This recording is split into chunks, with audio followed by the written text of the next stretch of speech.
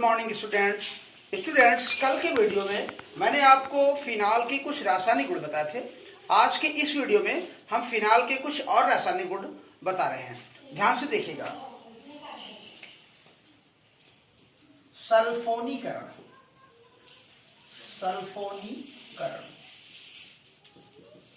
तो स्टूडेंट्स सल्फोनीकरण क्या है, ध्यान से सुनिएगा। एरोमेटिक कार्बनिक यौगिक या किसी भी कार्बनिक यौगिक के हाइड्रोजन परमाणुओं का सल्फोनिक समूह द्वारा विस्थापन सल्फोनीकरण कहलाता है। कहने का अर्थ यह है कि किसी कार्बनिक यौगिक के हाइड्रोजन परमाणु को सल्फोनिक समूह द्वारा विस्थापित कर दिया जाए तो यह क्रिया सल्फोनीकरण कहलाती है। देखिए जरा, देखिए ये फिनॉल है। फिनॉल क्रिया जब हम सांद्र सल्फ्यूरिक अम्ल से कराते हैं तो सल्फ्यूरिक अम्ल टूटता है OH नेगेटिव और SO3 प्लस में। ये सल्फोनिक समूह है, ये जाकर के आर्थो और पैरा पे जुड़ता है। तो इसमें दो तरह की कंडीशन, 50% आर्थो पे जुड़ता है और 50% पैरा पे जुड़ता है। तो ये बनता है SO3 यहाँ पे जुड़ेगा और इस पे जुड़ेगा। तो 50% में ये बनाता है, देखें ये फिनॉल हो गया और यहाँ SO3 जुड़ेगा। तो इसको हम कहेंगे आर्थो हाइड्रोक्सी बेंजीन सल्फोनिक अम्ल। और दूसरा बनेगा पैरा पे जुड़ेगा, पैरा पे ये OH और यहाँ पे जुड़ेगा SO3H। तो इसको आर्थो हाइड्रोक्सी बेंजीन सल्फोनिक अम्ल कहेंगे, बेंजीन सल्फोनिक अम्ल। और ये पैरा हाइड्रोक्सी बेंजीन सल्फोनिक अम्ल कहेंगे इसको। ये हो गया स्टूडेंट्स। तो बात समझ में आई। इस तरह से इसका सल्फोनीकरण कराते हैं। अब इसका नाइट्रीकरण देखिए किस तरह से होता है। नाइट्रीकरण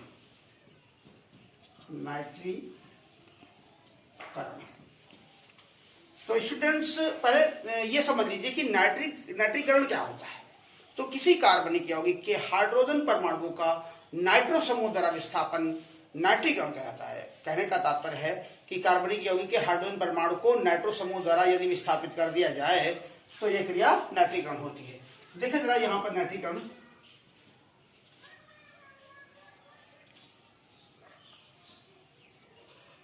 ये फिनॉल है और इसका नाइट्रीकरण देखिए इसका फिनॉल का नाइट्रीकरण सरलता से हो जाता है। तो दो तरह की कंडीशनें बनती है। एक तो अगर तनु नाइट्रिक अम्ल से क्रिया करा दी जाए और निम्न ताप पर तब भी नाइट्रीकरण होता है। तो HNO3 से, वो भी तनु नाइट्रिक अम्ल से कराया जाए तो यहां पर क्या होता है कि ये वही आर्थो और पैरा कंडीशन पर जाकर जुड़ता है।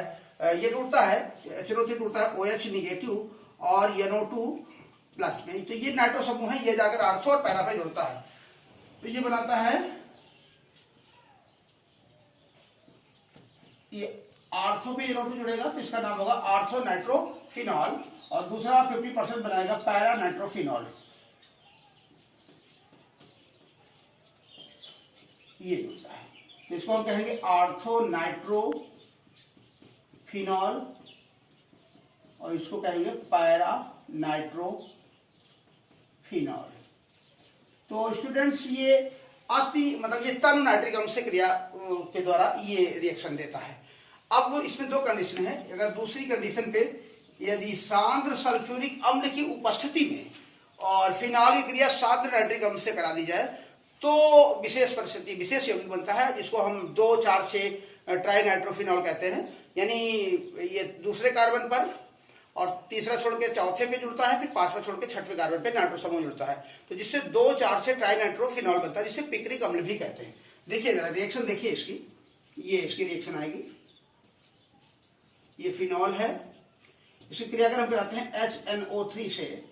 तो और यहाँ सांद्र सल्फ्यूरिक अम्ल लेना पड़ेगा इसकी उपस्थिति में, सांद्र H2SO4 की उपस्थिति में और सांद्र नाइट्रिक अम्ल से कराते हैं।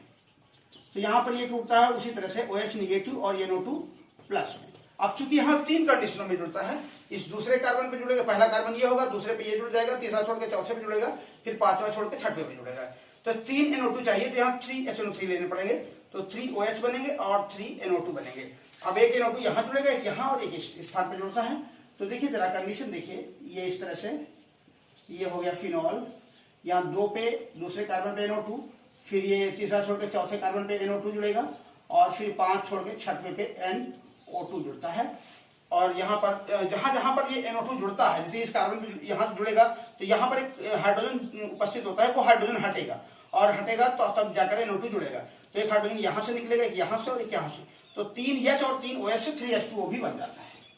तो ये है स्टूडेंट्स, इसको हम कहेंगे 2, 4, 6 और ट्राई नाइट्रो फिनॉल कहेंगे। इसको हम पिक्रिक अम्ल भी बोलते हैं, पिक्रिक अम्ल। तो स्टूडेंट्स ये रिएक्शन बहुत इंपॉर्टेंट है, अक्सर बोर्ड पेपर में पूछी जाती है कि कैसे प्राप्त करोगे फिनॉल से पिक्रिक अम्ल, या फिर क्या होता है जब फिनॉल की क्रिया शांत सल्फ्यूरिक अम्ल की उपस्थिति में शांत नाइट्रिक अम्ल से कराई जाती है, इस तरह से, या फिर पिक्रिक अम्ल पे टिप्पणी भी आ जाती है। तो ध्यान से सुनिएगा कि पिक्रिक अम्ल क्या है। पिक्रिक अम्ल पीले रंग का क्रिस्टलीय ठोस पदार्थ है। पिक्रिक अम्ल पीले रंग का, ध्यान दें, यह पीले रंग का क्रिस्टलीय ठोस पदार्थ है, क्रिस्टलीय ठोस पदार्थ है। इसका गलनांक यही पिक्रिक अम्ल का 122 डिग्री सेल्सियस है और यह जल में अल्पविलेय होता है और अत्यधिक विषैला होता है। यह एक प्रबल अम्ल है, क्या है? प्रबल अम्ल है। यह हाइड्रोकार्बनों, फिनालों और अमीन्स के साथ, ध्यान से सुनिएगा, यह हाइड्रोकार्बनों, फिनालों और अमीन्स के साथ क्रिया करके एक अविलेय योगात्मक यौगिक बनाता है जिसे पिक्रेट कहते हैं। क्या कहते हैं? पिक्रेट कहते हैं। और इसका पिक्रिक अम्ल का उपयोग पीले रंग के रंजक बनाने में और पिक्रेट बनाने में किया जाता है। तो स्टूडेंट्स बात समझ में आई? यह पीले रंग का क्रिस्टलीय ठोस पदार्थ है, इसका गलनांक 122 डिग्री सेल्सियस होता है। यह एक प्रबल अम्ल है। यह हाइड्रोकार्बनों, फिनालों और अमीन्स के साथ संयोग करके एक अविलेय योगात्मक यौगिक बनाता है जिसे पिक्रेट कहते हैं। और पिक्रेट का उपयोग पीले रंग के रंजक बनाने में और पिक्रेट के रूप में होता है। ठीक है, तो ये नोट करिए। इसके बाद देखिए राइमर टीमैन अभिक्रिया। राइमर टीमैन अभिक्रिया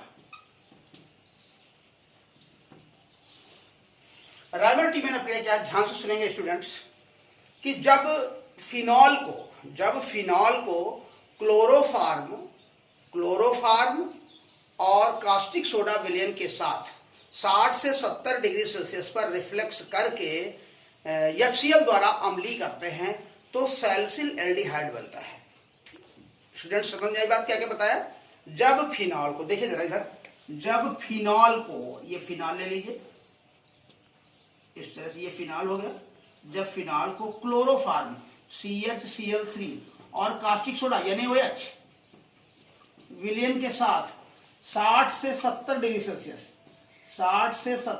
सेल्सियस पर रिफ्लेक्स करके, रिफ्लेक्स मतलब गर्म करके ठंडा करते हैं, यानी आसमान एक तरह का, तो करते हैं तो एक योगात्मक यौगिक बनता है। क्या बनता है? जरा देखिए, ये यहाँ 4 NaOH लगते हैं। जरा देखिए कैसे, एक सोडियम का परमाणु जाता है, इस हाइड्रोजन को हटाता है और यहाँ पर ये जुड़ता है जाकर के, इस तरह से देखेंगे जरा, ये यहाँ पर ONA आएगा, ठीक, और यहाँ पर ये इस कार्बन पर CH और एक O आएगा, यहाँ से, यहाँ CHO क्रियात्मक समूह उपस्थित हो जाएगा, CHO, ये जुड़ जाता है। ठीक, अब इसके बाद ये बनता है माध्यमिक यौगिक, ये माध्यमिक यौगिक बनता है। और इसके बाद फिर यहाँ पर देखिए क्या बनता है, यहाँ 3 यानी सोडियम के परमाणु भी रहते हैं, ये 3 क्लोरीन है, तो यहाँ 3 NaCl बनेगा, इसको यहाँ शो कर दीजिए, 3 NaCl। अब देखिए यहाँ पर 3 OH, और जैसे एक यहाँ से मिलेगा, यहाँ से मिलेगा, एक यहाँ से मिलेगा और एक यहाँ पर मिल जाएगा, इस तरह से 3H2O भी बनता है, तो -3H2O भी निकलता है और ये बनता है माध्यमिक यौगिक। अब इस माध्यमिक यौगिक को जब हम अम्लीय करते हैं HCl द्वारा अम्लीय करते हैं तो ये Cl ये हाइड्रोजन परमाणु इसको रिप्लेस करता है, ये हाइड्रोजन यहाँ आता है और सोडियम निकलकर इससे जुड़ता है, तो एक NaCl यहाँ पर बनता है और ये बन जाता है सैलिसिल एल्डिहाइड। देखें कैसे, ये यहाँ पर OH और ये यहाँ CHO, तो इसको हम सैलिसिल एल्डिहाइड कहेंगे, सैलिसिल एल्डिहाइड।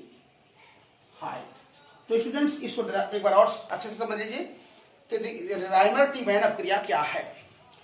तो जब फिनॉल को क्लोरोफॉर्म और कास्टिक सोडा विलेन के साथ 60 से 70 डिग्री सेल्सियस पर रिफ्लेक्स करके अर्थात गर्म करके ठंडा करते हैं तो जो माध्यमिक यौगिक बनता है उसे HCl द्वारा अम्लीय करते हैं और अम्लीय करने पर सैलिसिल एल्डिहाइड बनता है।